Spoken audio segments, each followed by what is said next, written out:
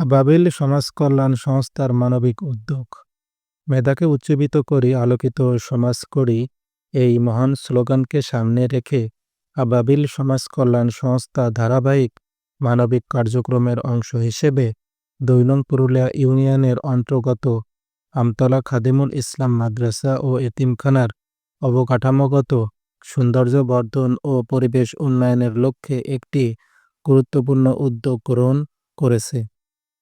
এই উদ্যোগের আওতায় মাদ্রাসা ও এতিমখানার গ্রিলের রং করার কাজ সম্পন্ন করার জন্য প্রয়োজনীয় রং ও আনুষঙ্গিক জিনিসপত্র প্রদান করা হয়েছে।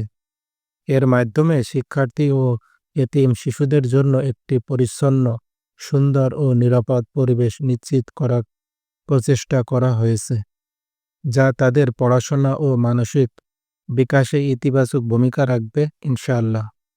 হিসাব সংযুক্তি: মোট উত্তোলন ৩,১২০ টাকা, মোট খরচ ৩,১২০ টাকা।